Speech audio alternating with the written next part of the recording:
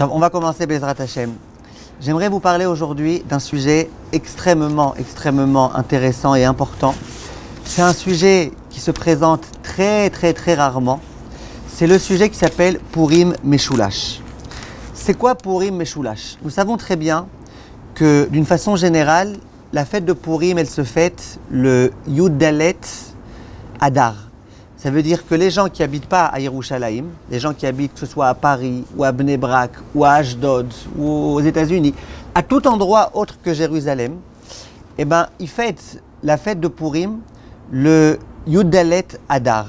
Yud Dalet Adar, ça va vouloir dire cette année, jeudi soir et vendredi, de la paracha de Tetzavé. D'une façon générale, quand est-ce qu'on fait Purim? On fait le Yud Dalet. Pour ceux qui sont en dehors de Jérusalem. Ceux qui sont à Jérusalem, ils célèbrent Purim le Tetvav. Tetvav, c'est le 15.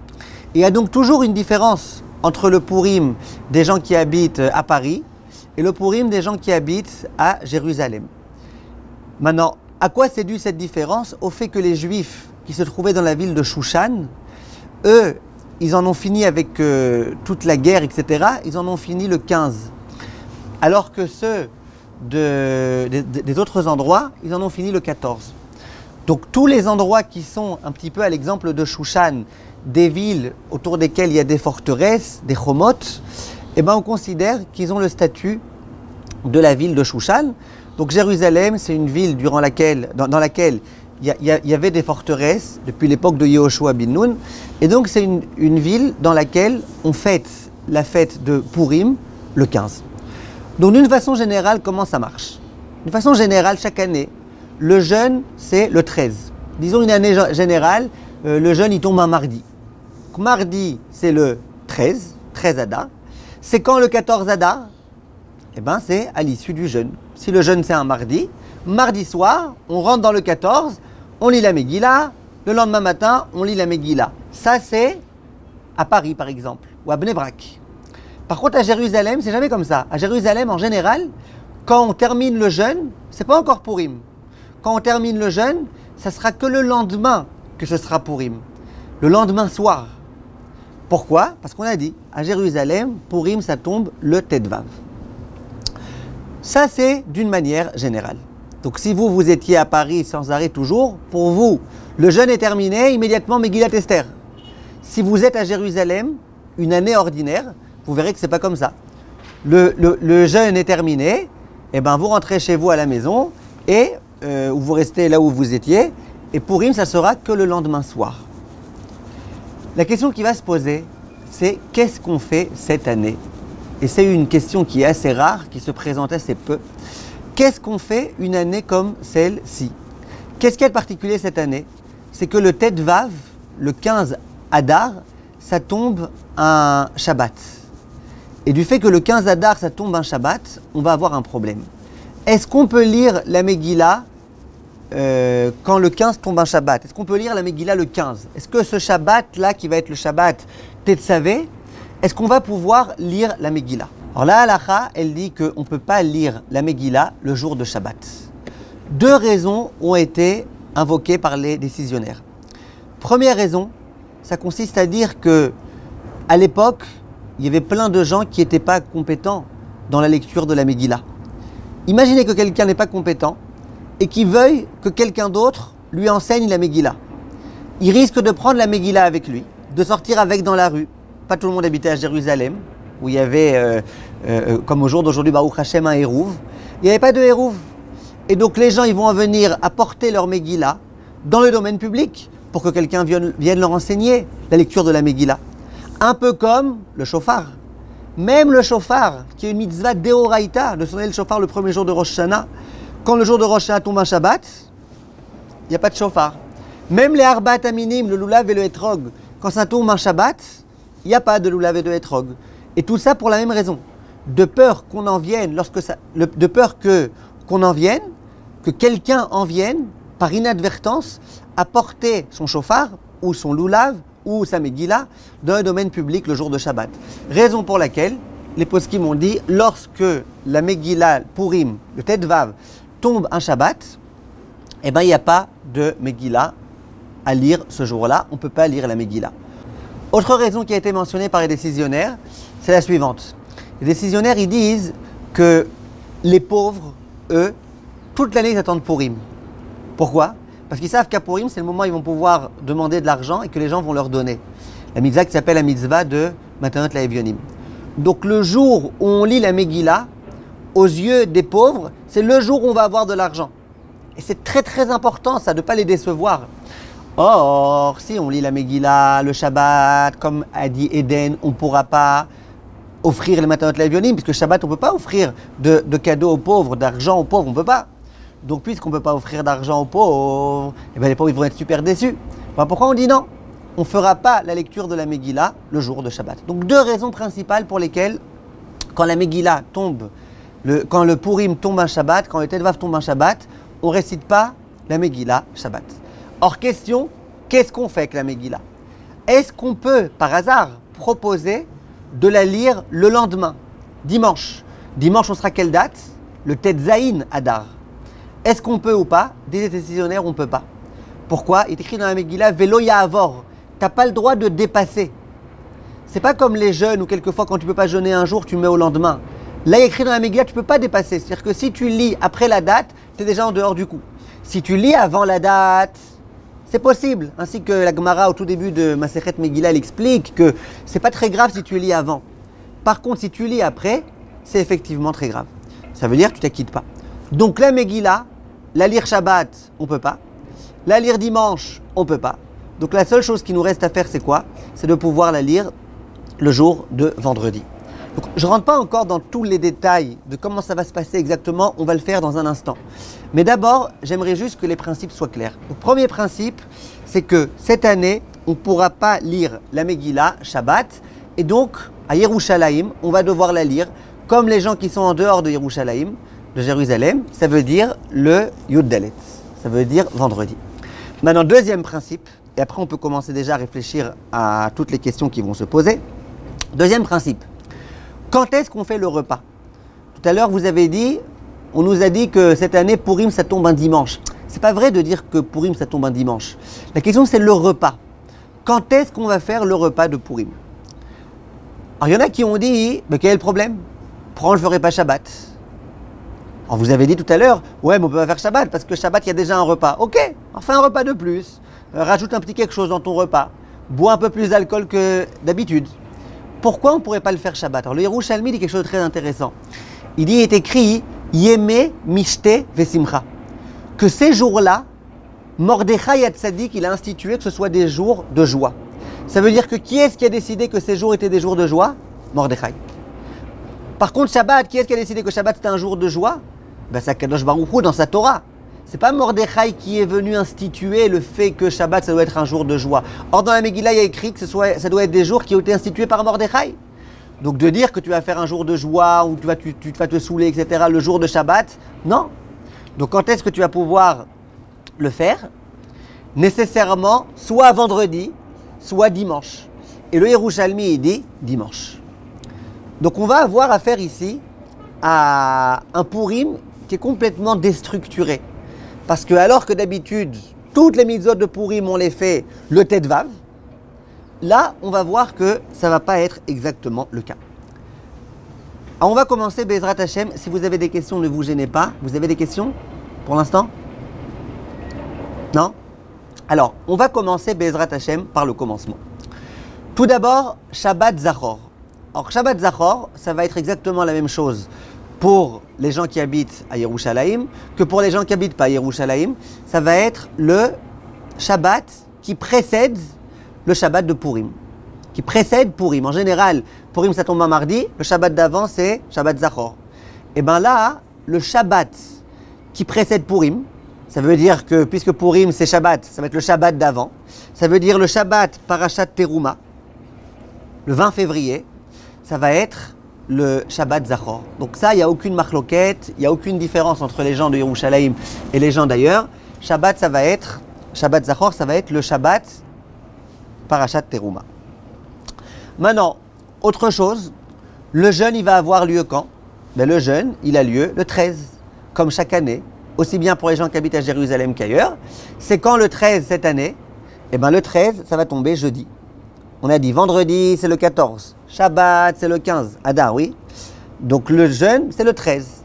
Donc, le 13, eh bien, tout le monde va jeûner. Jeudi, tout le monde va jeûner. Maintenant, jeudi soir, le 13 est terminé. Nous entrons dans le 14. 14 Adar. Donc bien évidemment que les gens qui habitent à Bnei Brak et à Paris et à Lyon et ailleurs, en dehors de Yerushalayim, bien évidemment que comme chaque année, jeudi soir, qu'est-ce qu'ils vont faire? Ils vont lire la Megillah. Simplement, là, qu'est-ce qu'on va faire? C'est pas simplement les gens de Bnei Brak, de Paris, etc. qui vont lire la Megillah. Même les gens de Jérusalem, cette année, jeudi soir, ils vont lire la Megillah. Pourquoi? Comme on a expliqué. On a dit qu'en principe, on aurait dû lire la Megillah Shabbat qui est le Tetvav. Or, Shabbat, c'est pas possible pour les deux raisons que nous avons évoquées. Donc, nous sommes obligés de lire la Megillah quand ça? Vendredi. Donc, jeudi soir, une lecture de Megillah. Vendredi, une lecture de Megillah. Maintenant, il y a quand même une différence entre les gens de Paris qui vont lire la Megillah jeudi soir et les gens de Jérusalem qui vont lire la Megillah jeudi soir. C'est que les gens de Paris, eux, c'est leur vraie obligation de lecture de Megillah jeudi soir. Donc eux, ils sont obligés, tenus d'écouter la Megillah. On appelle ça en hébreu divrei Kabbalah.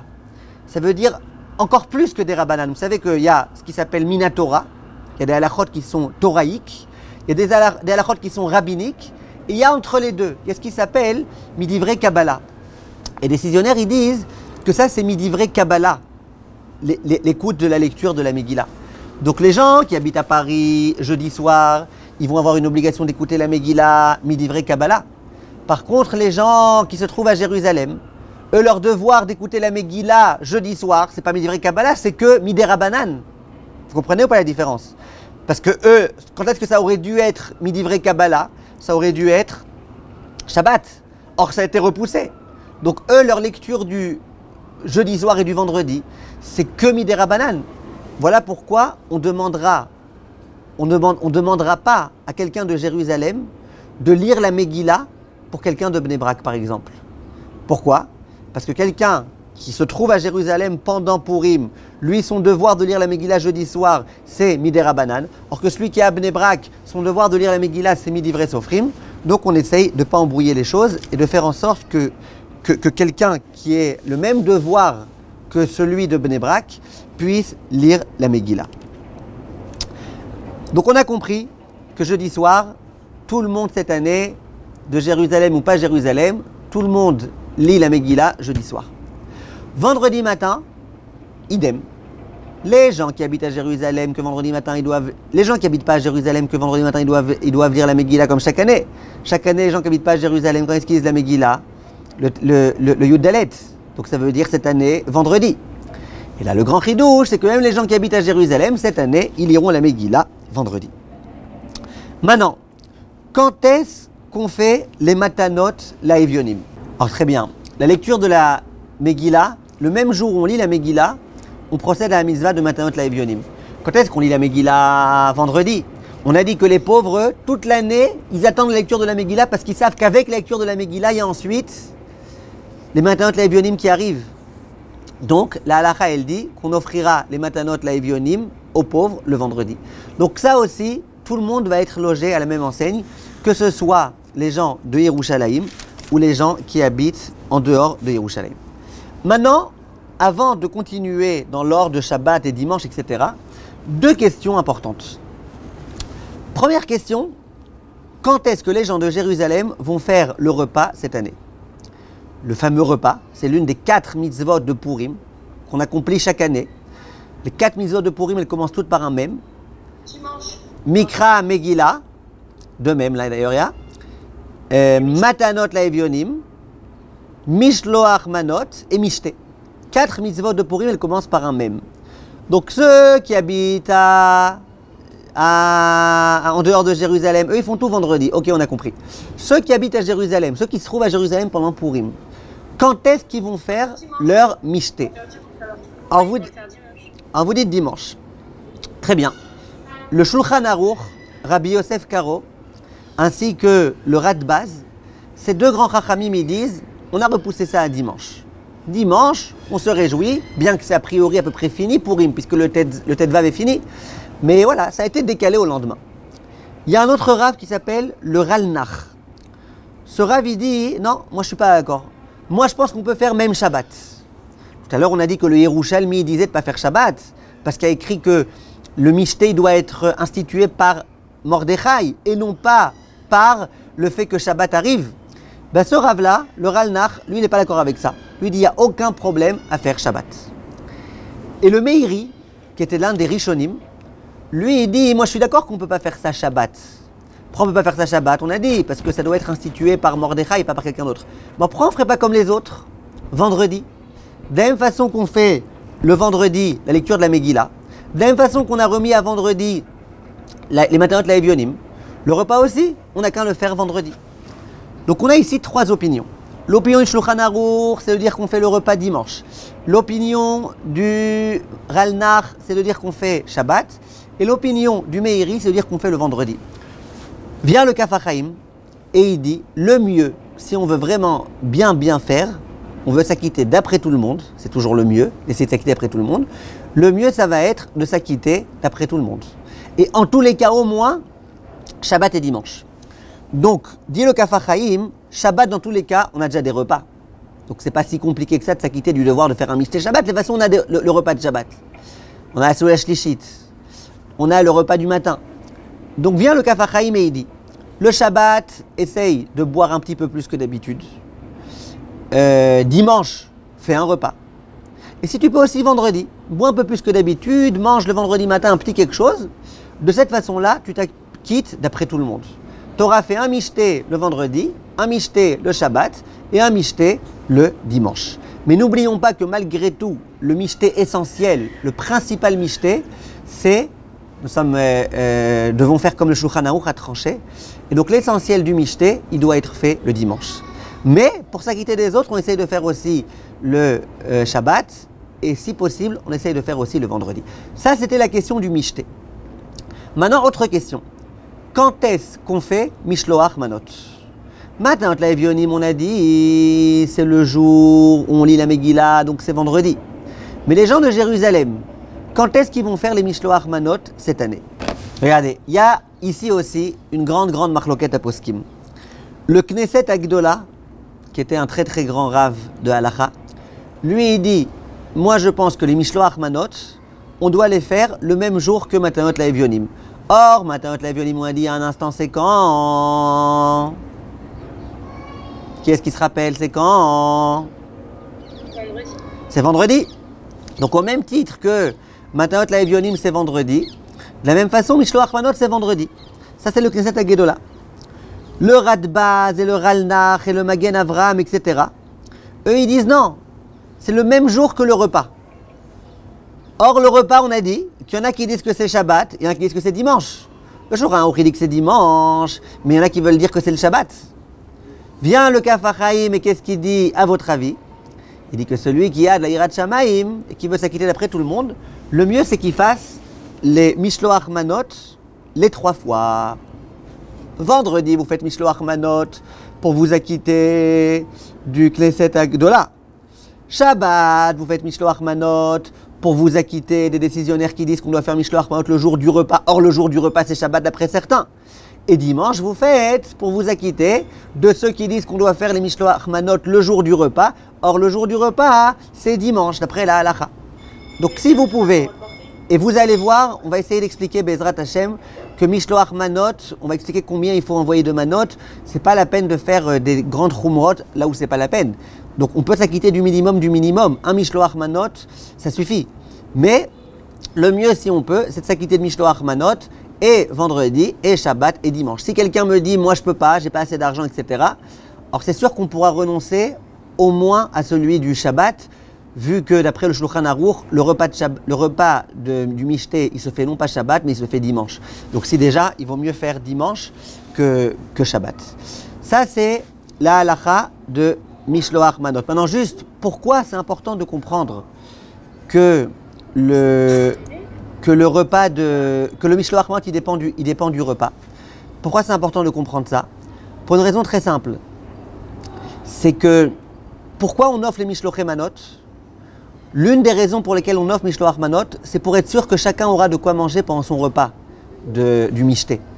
Donc c'est logique de dire que le jour où on procède au Mishté, à ce repas, à ce banquet, que c'est ce jour-là où on procède à Mishloach Manot. Voilà, là on a toutes les opinions. Il y a des questions? Lorsqu'on a dit que, et ça le Kaf HaChaim il le précise, que c'est bien d'offrir le Mishloach Manot aussi le Shabbat, le Kaf HaChaim il précise et il dit c'est uniquement à un endroit où il y a un héros. Ça veut dire que là où il y a un hérouv, on peut procéder à la mitzvah de Mishloach Manot, Shabbat. Là où il n'y a pas de hérouv, il est hors de question de procéder à la mitzvah de Mishloach Manot. Maintenant, on en arrive, Be'ezrat Hashem, à vendredi soir. On arrive à vendredi soir et à Shabbat. Alors écoutez bien, le jour de Purim, vous savez très bien que la coutume c'est de mettre des beaux vêtements, des vêtements de Shabbat. Je ne parle même pas du déguisement parce que vous allez me demander, avec tout ça on se déguise quand alors? Alors ça on va y arriver. Mais la coutume c'est de bien s'habiller le jour de Purim. Tu vas aller au Beth Knesset vendredi, jeudi soir pour écouter la Megillah, habille-toi bien. Maintenant, beaucoup de gens qu'est-ce qu'ils font? Eh bien ils mettent en l'honneur de Purim leurs vêtements de Shabbat, leurs vêtements de Yom Tov. Donc du coup, vendredi, les gens ils sont avec leurs vêtements de Shabbat. Donc les gens qui habitent à Jérusalem, certains d'entre eux vont être avec des vêtements de Shabbat. Les gens qui habitent en dehors de Jérusalem et c'est vraiment le vrai Purim pour eux et ils ont tout fait ce jour-là, et ils ont fait le Mishté, etc. Eux, bien évidemment que pour eux, c'est le jour avec lequel ils étaient avec leurs vêtements de Shabbat. Shabbat va arriver. Et là, on arrive à une halakha qui n'est pas très connue. Le Shulchan Aruch, il dit, la Gemara, elle dit qu'il y a une mitzvah tous les vendredis de vérifier les poches de ses vêtements. Pourquoi? Ben, va savoir si tu n'as pas laissé ton téléphone dedans, si tu n'as pas laissé du mouktsé, s'il n'y a pas des choses, et que si tu habites en dehors de Jérusalem et qu'il n'y a pas de hérouv, alors en plus tu risques d'en venir à déplacer des choses dans le domaine public. Donc la Gemara, elle dit le vendredi, il faut vérifier ses poches. Alors là, de surcroît que cette halakha, elle prend beaucoup d'importance. Parce que le jour de vendredi, c'était un jour de semaine, tu étais avec ton beau vêtement.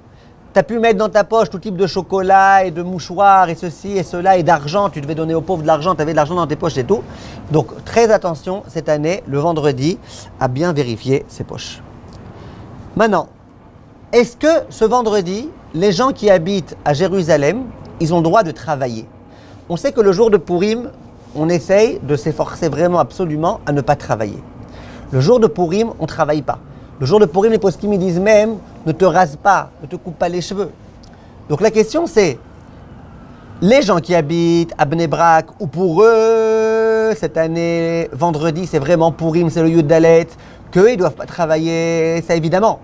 Mais les gens de Jérusalem, pour lesquels le vrai Purim, c'est quand? C'est le Tedvav, c'est Shabbat. Est-ce que cette année, vendredi, on va leur permettre de travailler ou pas? A priori, on devrait autoriser. Pourquoi? Quel est le problème? C'est pas Purim.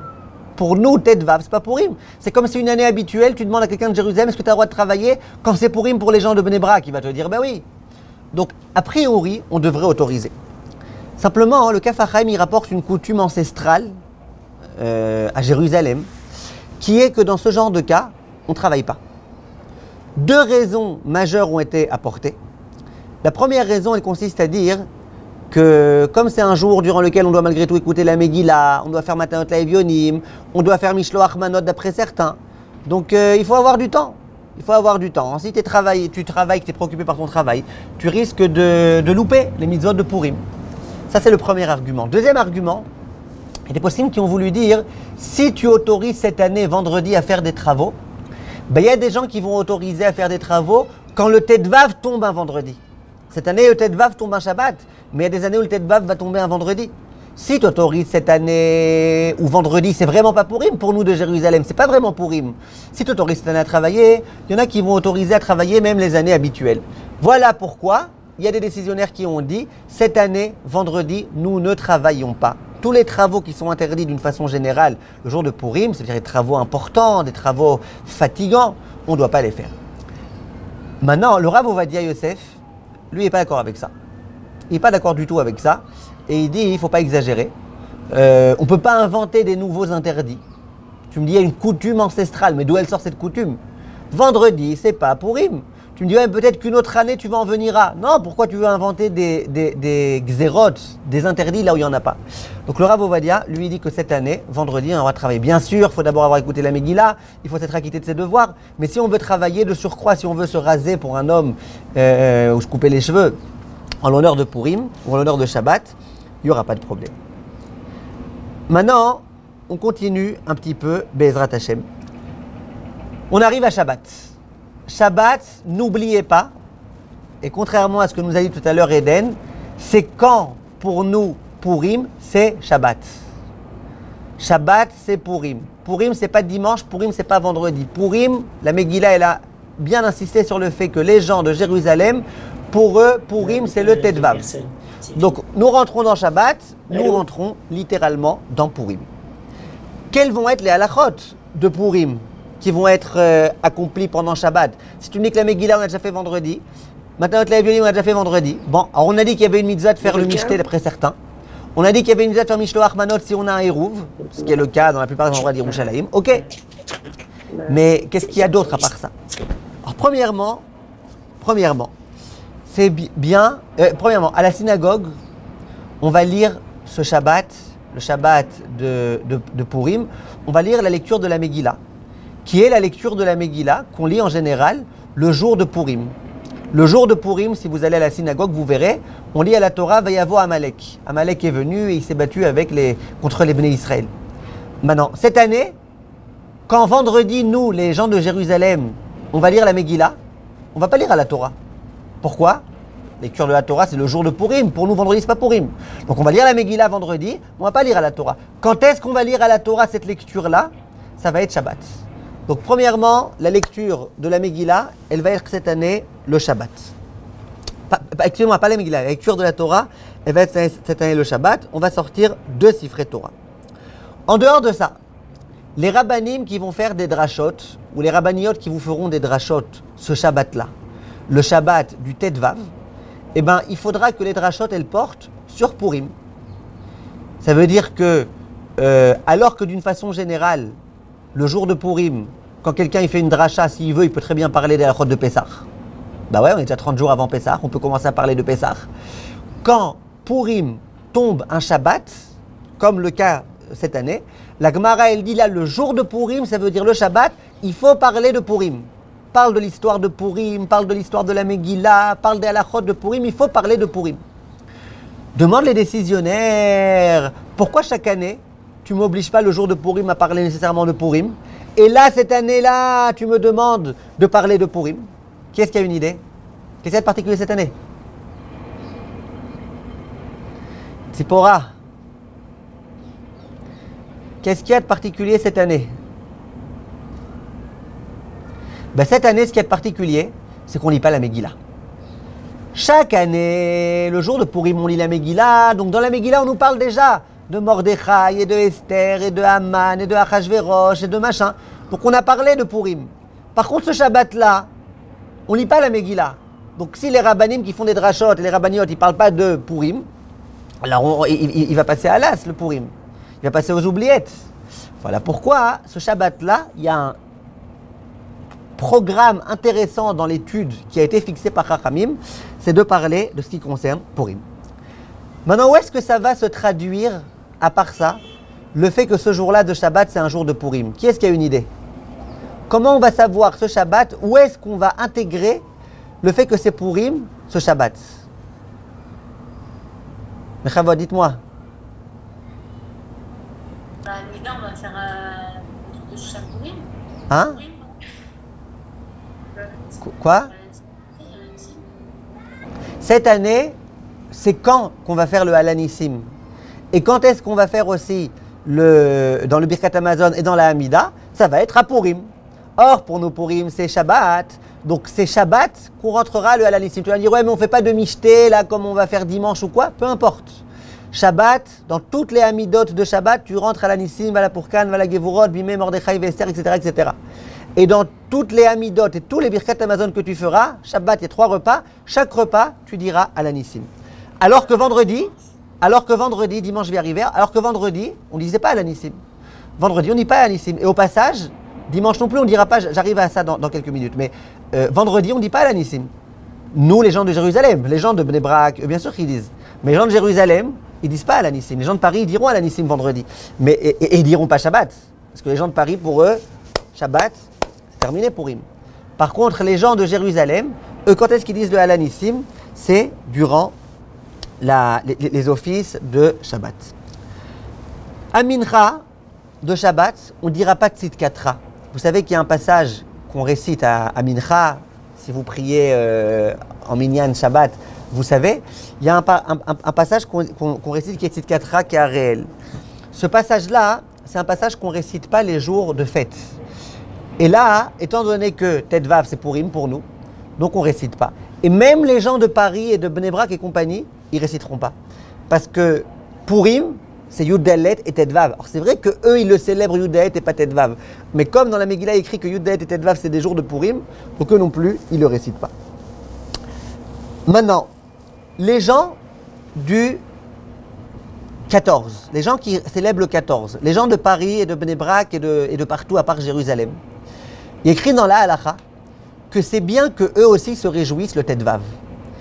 Pourquoi ? Parce que les grands miracles qui ont eu lieu, tout ce que Mordechai a institué, c'était le 14 et le 15. Donc 14, c'est spécifique aux gens qui sont en dehors d'endroits où il y a des chomot. Les gens de Jérusalem, eux, ils font le 15. Mais il n'empêche que c'est des jours, malgré tout, qui sont des jours de joie pour tout le clan Israël. C'est pour ça qu'on dit que les gens du 15, c'est bien qu'ils se réjouissent le 14. Et les gens du 14, c'est bien qu'ils se réjouissent le 15. Donc le 15, ça va être Shabbat. Bien que pour les gens de Paris, c'est terminé, Purim. Malgré tout, c'est bien Shabbat qui se réjouissent, qui boivent un petit peu plus s'ils peuvent. C'est pas obligé, mais c'est bien. Parce qu'il y a écrit dans le Tour et les Poskim que c'est bien les gens du 14 qui se réjouissent le 15. Donc le 15 c'est Purim, c'est bien qu'ils se réjouissent. Mais ils ne diront pas Alanissim. Attention, les Parisiens, ce Shabbat, qui ne disent pas Alanissim. Les Parisiens, pour eux, Shabbat, c'est terminé, Purim. Et maintenant, nous en arrivons à dimanche. Dimanche, Tet Zayin Adar. Pour les gens de Paris, c'est complètement fini, Purim. Alors là, complètement fini. D'après la date, c'est aussi complètement fini. Simplement, comme on a dit tout à l'heure, Chachamim ont décidé, dans ce genre d'année où Purim tombe un Shabbat, qu'on repousse le Mishté à dimanche. Donc, dimanche, on va avoir une journée un peu particulière. L'office de Shacharit, il va être ordinaire. Office normal de Shacharit, de semaine. Il n'y a rien de particulier, il n'y a pas de lecture de Megillah, il n'y a rien de particulier, juste on ne dira pas les Tachanoun. Dimanche matin, dites pas Tachanoun. Pourquoi ? C'est Purim. Ça veut dire que c'est la date de, comment on appelle ça, le rattrapage. C'est le rattrapage de Purim. Donc on ne dira pas les Tachanoun. Maintenant, dimanche, comme on a dit, on fait le repas. C'est quand le repas ? À quelle heure on fait le repas ? Eh bien, comme on fait en général le 15. En général, on fait quand le repas du 15 ? D'après la Kabbalah, on fait ce repas le matin. D'après la plupart des gens qui ne font pas que selon la Kabbale, eux, ils font le repas l'après-midi. Donc, ce dimanche, on fera le repas l'après-midi. Pour ceux qui ne font pas selon la Kabbale. Donc, dimanche après-midi, avant, bien évidemment, le coucher du soleil, on se mettra à table, qu'une bonne partie du repas soit fait avant le coucher du soleil si possible. Vers 2h, 3h, on se met à table. Et là, on célèbre le Simcha. Mishte ve Simcha, c'est là l'essentiel de la mitzvah de Mishte ve Simcha, de boire un petit peu plus que d'accoutumé, de manger des bonnes choses, de manger un repas de viande, de manger du pain. C'est là l'essentiel de la mitzvah. Est-ce qu'on dit Alanissim ou pas ? On a dit Purim, c'est Tetvav. Purim, c'est Shabbat. Purim, c'est pas dimanche. Donc on ne pourra pas dire Alanissim. Simplement, le Rav Yosef Chaim Zunenfeld, c'était le grand rabbin de Jérusalem de l'époque, lui, il dit, tu ne peux pas quand même faire un Birkat Amazon de Mishté, de Purim, sans faire Alanissim. Mais d'autre part, si tu rentres à Alanissim alors que ça n'a pas été institué, c'est une Avera. Tu marques en plein milieu du Birkat Amazon une interruption. Donc d'une part, on aimerait dire Alanissim parce que c'est quand même le Mishté de Purim. D'autre part, on ne peut pas dire Alanissim parce que c'est une interruption. Dans le Birkat Amazon. Qui est-ce qui a un conseil à me donner ? Eh bien, le conseil, il consiste à dire ça dans Arachaman. Vous savez que dans le Birkat Amazon, il y a toute une série de Arachaman. Arachaman ou etc., etc., etc., etc. Et le Arachaman, il vient à la fin du Birkat Hamazon. Il vient après toutes les brachot du Birkat Hamazon. Et les poskim, ils disent à plusieurs reprises que dans le Harachaman, on peut rajouter ce qu'on veut. Ça veut dire à la rigueur, si tu veux dire Harachaman, fais-moi réussir au bac, à la rigueur, hein, on a le droit. Ça ne veut pas dire que je conseille à tout le monde de rajouter des Harachaman, en veux-tu, en voilà. Mais on a le droit à ce moment-là de rajouter. Donc les poskim, et malgré tout, pourquoi je dis que c'est un peu meilleur que le conseil de Eden? Parce que ça fait quand même partie intégrante du Birkat Hamazon. C'est pour ça que dans pas mal de cas, on te dit, écoute, t'as oublié de dire ça? C'est pas grave, dis-le dans un Harachaman. Par exemple, quelqu'un qui le jour de Purim a oublié de dire à l'anissim dans le Birkat Hamazon, là où il a été institué, avant Véa la Kol, on lui dira pas, tu reprends le Birkat Hamazon depuis le début. On lui dira dans Harachaman, tu diras Harachaman ou Yase itanu nisim veniflaot, kmo she'asa la'avotenu bayom hamazman hazeh, bimei Mordechai ve'Esther ve'Shushan Abira, etc., etc. Donc ça, c'est le conseil que le Rav Yosef Chaim Sonnenfeld dit. Il dit dans ce cas précis, étant donné que tu n'as pas de possibilité de faire le Halanissim dans le Birkat Hamazon, alors tu feras le Halanissim dans le Birkat Hamazon au niveau du Harachaman. Maintenant, question, et je sais qu'elle va se poser cette question. Est-ce que cette année, dimanche, donc qui sera le Tet Zayin Adar, est-ce qu'on a le droit de faire des travaux?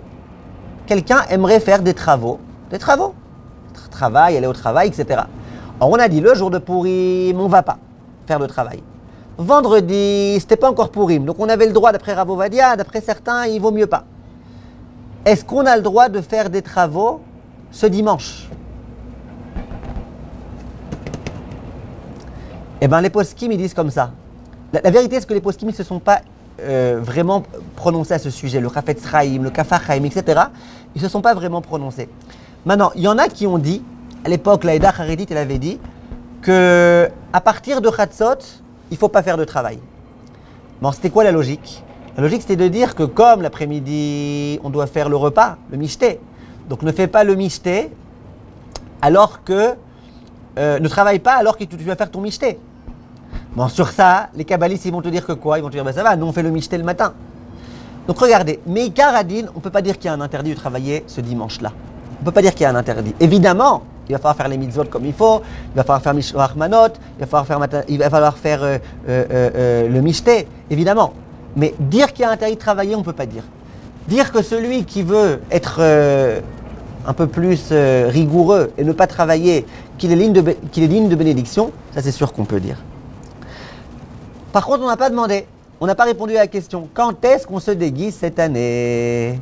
Est-ce qu'on se déguise vendredi? Est-ce qu'on se déguise Shabbat? Ou est-ce qu'on se déguise dimanche? Ou est-ce qu'on se déguise les trois? Alors Bechavod, qu'est-ce que vous en pensez? Bah quand on lit la Megillah, non?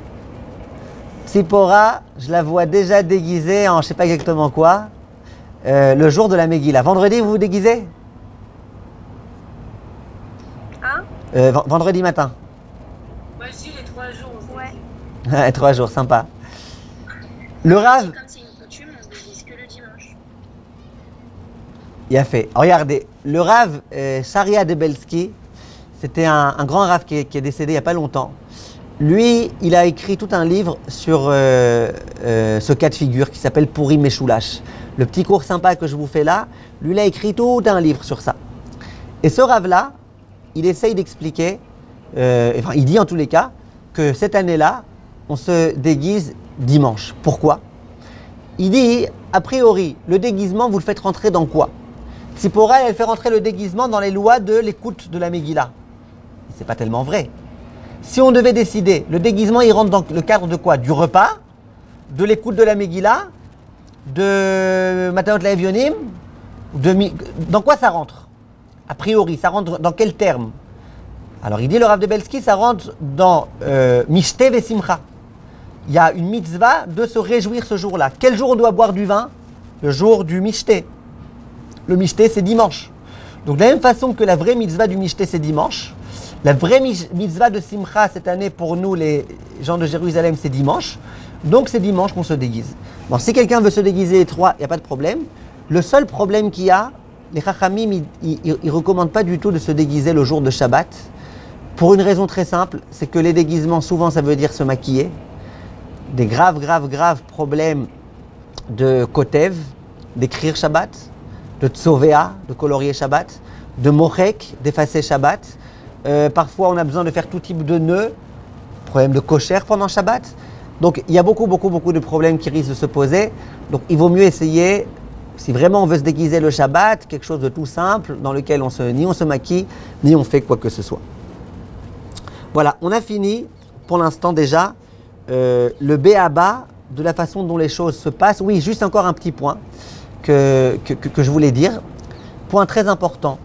Les gens qui vont se trouver à Paris ou en dehors de Jérusalem, pour eux, c'est quand le repas, on a dit? Le repas, évidemment, comme les autres mitzvot, c'est vendredi. Donc vendredi, ils font le repas. Il faut faire attention à essayer de faire le repas le plus tôt possible cette année, parce qu'après, il y a Shabbat qui entre. On n'a pas envie d'entrer dans Shabbat quand on est déjà complètement rassasié. Donc on essaye, dans la mesure du possible, de commencer le repas avant Chatzot, avant le midi qui figure dans les calendriers, Chatzot Hayom. Si quelqu'un s'y prend trop tard, on lui autorisera quand même à faire son repas, bien que c'est même un tout petit peu avant Shabbat. Mais ce n'est pas le mieux. Le mieux, c'est d'essayer de commencer le repas avant Chatzot.